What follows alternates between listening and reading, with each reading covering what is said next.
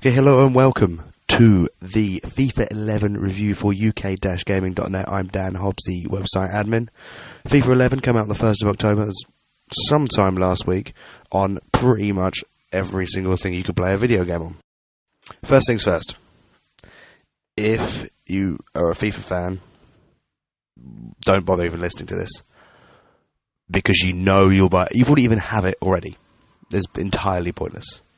If you're on the borderline though, so you're the kind of person who buys it every year, stick around to the end and see what you think. First up is presentation. Presentation in FIFA is always amazing because they have the licenses. Just from the licensing to the look of each player, to even like the weird Sky Sports ads they have in the career mode, it feels like you're engrossed in the football season, the football. It's fantastic. Anything that takes you out of it slightly is like bits of sort of generic text or boring, like repetitive commentary. That's the only problem. Like, you play it enough and you can be able to hear the stuff they've said the same things over and over and over and over again in quite common situations. But if you just show it to somebody normally, it does look and sound totally wonderful, but it's just, if you play it enough, it does get a bit grindy and repetitive. Okay, so next up, they've had a lot of features. This new one, you've got the personality pro thing, the jig, which is kind of like, oh, this guy's well good at shooting, therefore if you shoot with him he will be better, which is kind of a pointless thing to have, in my opinion, but it works. You can see it. A person with a shooting personality is better than someone with a shooting with someone with a dribbling personality. It's common sense. I think they've just sort of made it a bit more aware in this game. They've also got pro passing, which is basically your accuracy with the control pad and how well the passing happens. It's very, very, very difficult, but for those who are proper hardcore about the game, it's amazing. But for the casual people, you can tone it down a little bit. The other thing, main thrust of the whole game, is career, where you've got the Be a Pro mode and the Manager mode have been sort of smushed together, sort of, where you can choose to be a player, a manager, or a player-manager of 15 seasons, and yeah, it's basically it. They've sort of mushed it together rather than having two separate things going on at the same time. Oh, and the goalkeeping is so, I suppose.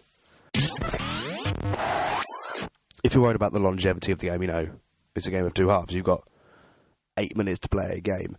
The amount of depth you can do on and off the pitch is fantastic. Off the pitch, you can change everything from the amount of assists you have on to every single player's hair colour, to the stadiums, teams playing, to like the resistance of the net and how much it bounces when you score a goal in it. It's entirely ridiculous. On the pitch, thanks to the 360 passing and the 360 dribbling, there is so much stuff you can do on the pitch to make it different every single time you play.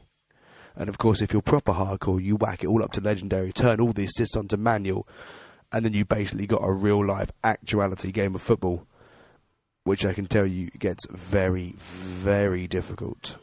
And what would any modern generation game be without online multiplayer? You've got either head-to-head match, which is basically a normal, someone picks a team, someone else picks a team, and you do battle. You've got a pro match, which is 11 on 11, basically, with your virtual pros.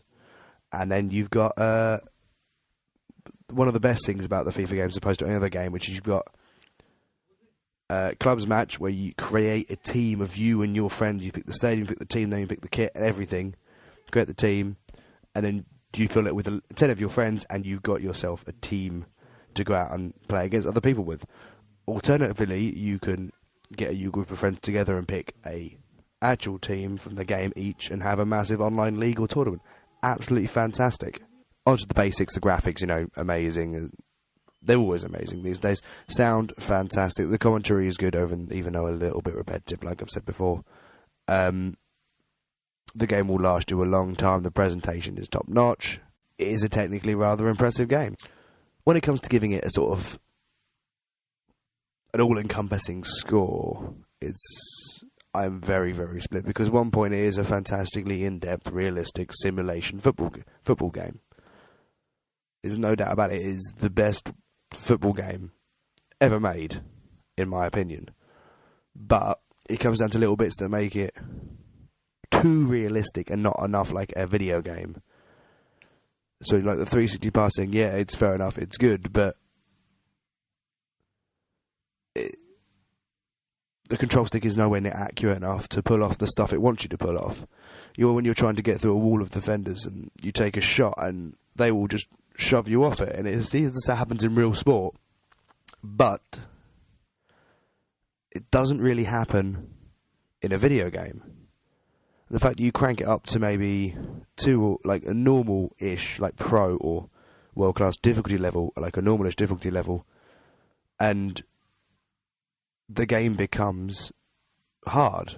And a lot of people I know who've bought the game, it is the third biggest video game release in the UK. They have all said, I don't like it because it's too realistic. And every now and again they will whack it down to amateur, just win a game 9-0 just to have some fun.